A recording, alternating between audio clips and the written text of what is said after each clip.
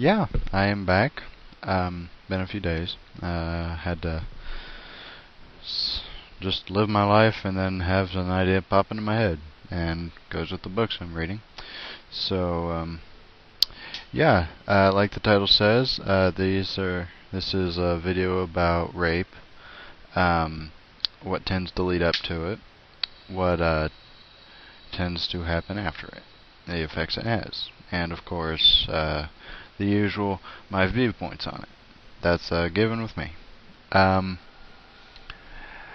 let's see here. I even took notes because I'm awesome like that. Okay. Uh, One thing to remember is that a lot of women have a tendency to attract bums, as they're called. I would not consider myself a bum. Um, I am a sexual dominant, not like you suck my dick, bitch, or I'll beat your head in. Anything like that. No, I can't quite bring myself to do that most of the time.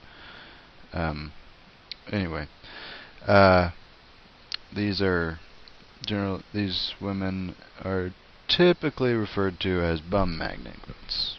They just tend to end up attracting bums, obviously, and bum magnets tend to end up in a lot of abusive relationships. Um, Women in abusive relationships, they feel that they should stop the abuse, but they also feel that the man loves them, they love the man, so it's okay. Wrong. Um, this is abuse syndrome. The abuse does need to stop. If there is no sign of resistance, the abuser will tend to get worse. But yeah, this abuse syndrome, it's also called being submissive. This does not necessarily mean sexually, though there are probably a majority of women who are sexual submissives.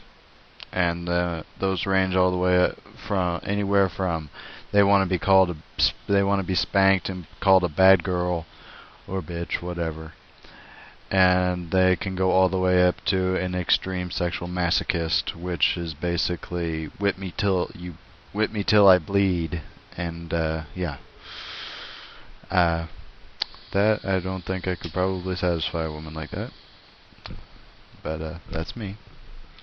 Not that into the bondage and dominance. Anyway, um, being abused, the abused tends to feel that it is their fault, that they deserve the abuse. You don't. They are in the wrong by doing so. Abusive men give all men a bad name. A woman who is abused, or a man who is abused, will tend to feel very, not necessarily hateful, but they will want to avoid the opposite sex, or same sex, depending on whichever one happened to them. That's especially common with rape, especially a virgin who is raped. Obviously not going to be a virgin after. They will, as it is their first sexual experience, they get the impression that all sexual experiences are going to be like that. So therefore they just say, I don't want sex, I don't want anything to do with it, I'll go lesbian, I'll go gay, but I don't want sex with the gender that raped me. My advice with that, try not to let it put you off. I know it's a bad experience. I do know from personal experience with both sexes. I was raped by a family member, and I was homosexual. And then I was raped by my friend's younger sister. Technically, I do not remember that because believe it or not, I slept through it. And the asshole just sat there and watched and didn't stop her or anything, and basically told me what had happened when I woke up. Anyway, back to the video. Sorry about that.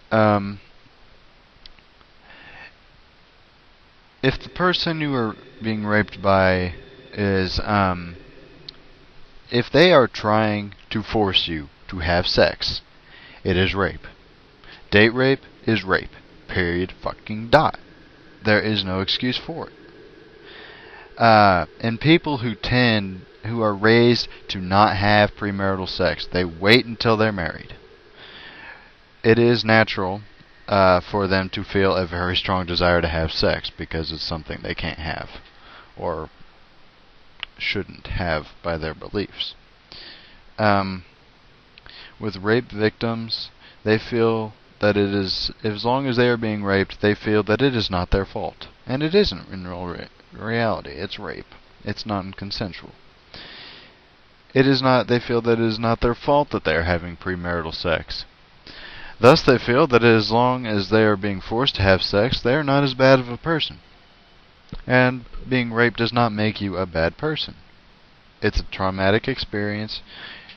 You are being forced to have sex. Simple as that. That pretty much covers the pre-rape. Now we're going to move into the post-rape. One post-rape symptom is nymphomania. The rapee feels that since the sex is going to happen regardless of anything they say or do, then they might as well enjoy it a lot and have sex a lot, even when they aren't being forced to have sex. Another post-rape symptom is a shift in sexual orientation. For example, a young boy in his, I don't know, 8-year-old boy. He's homosexually raped. From that time until he is in his mid-20s, he is homosexual. And then in his mid-20s, he starts noticing and becoming interested in women. The thing to remember about this in this example is that this is a result of the rape. After post-rape, it is difficult to determine a victim's sexual orientation because it may have temporarily changed as a result of the rape. Another common symptom of rape are obviously nightmares. You're going to relive it in your dreams. Nightmares, night terrors. I'll get into those later. It is a great idea. It is a great start to talk to a therapist about them and get them out of your head, at least to some degree. It hurts when you do it, but it is better in the long run. I personally never did that, and I probably would have ended up different if I had. But what's in the past is past. If you are fixated on a certain kind of sex, then try them. I mean, you're not a virgin, so you may not want to have sex, but it's not like you're gonna commit a capital crime because you're no longer a virgin. And that'll help you. You'll figure out what your true interests are. Over time of doing that, your sexual orientation should realign, I guess is a good word to describe it. And that's about as much as I'm going to cover on that.